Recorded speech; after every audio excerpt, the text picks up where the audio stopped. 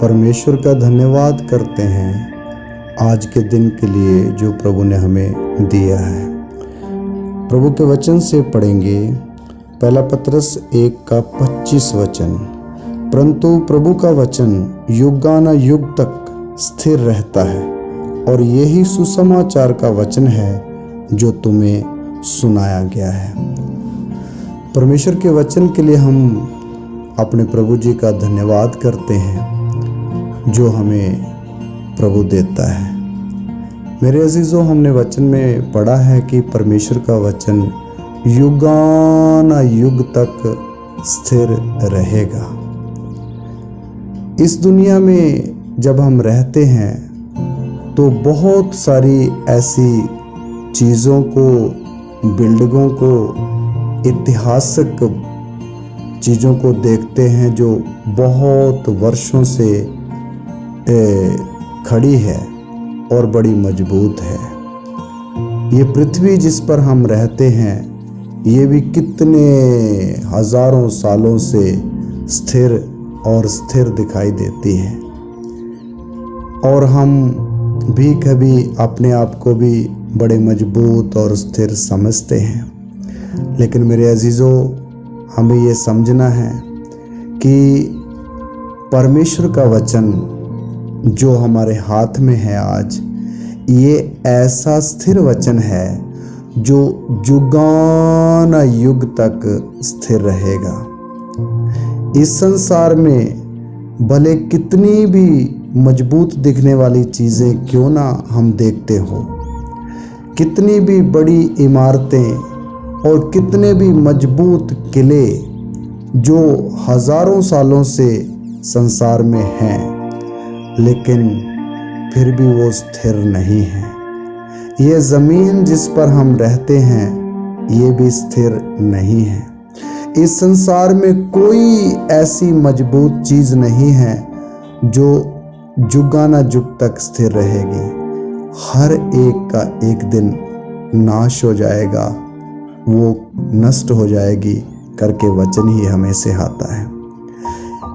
युगानुयुग रहने वाला प्रभु का वचन जो आज हम पढ़ते और सुनते और समझते हैं, यही है जो कभी बदलेगा नहीं। यही है वो वचन जो कभी भी हालेलुया टलता नहीं है।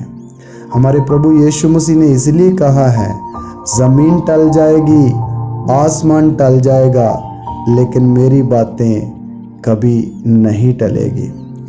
मेरे प्रिय भाइयों, आज जो प्रभु का वचन हम सुनते हैं और जिसको हम समझते हैं और जिसके द्वारा हमने उद्धार प्राप्त किया है, ये वचन को थामे रहें, ये वचन को अपने हृदय में रखें, ये वचन के ऊपर खड़े रहें।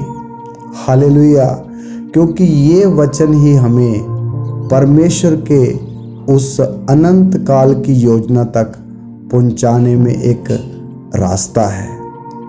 हम संसार जिसमें रहते हैं, संसार जिस दौड़ में लगा हुआ है, दुनिया को कमाएं, ज़्यादा धन प्राप्त करें, ज़्यादा बड़ी बड़ी बिल्डिंगें खड़ी करें, ज़्यादा आलीशान मकान बनाएं और उसमें रहें। मेरे अजीज़ों, ये अस्थिर चीज़ें हैं जो पल भर में नष्ट हो जाने वाली है।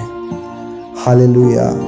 अगर संसार का न्यूज़ हम देखें, संसार ये बार बार चेतावनी देता है कि ये पृथ्वी ज़्यादा देर तक और आगे चल नहीं सकती है, क्योंकि इसका सारा सिस्टम दिन प्रतिदिन खराब होता जाता है।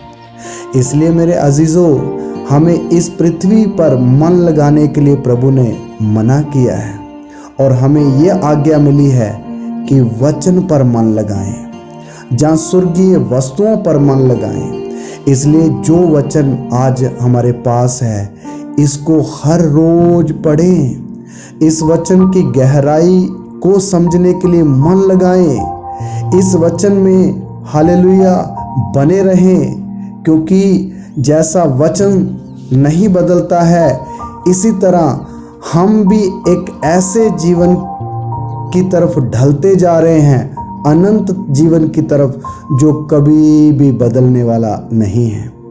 और यही वचन के द्वारा हम उस परमेश्वर की अनंत काल की योजना में थोड़ी देर के बाद शामिल हो जाएंगे।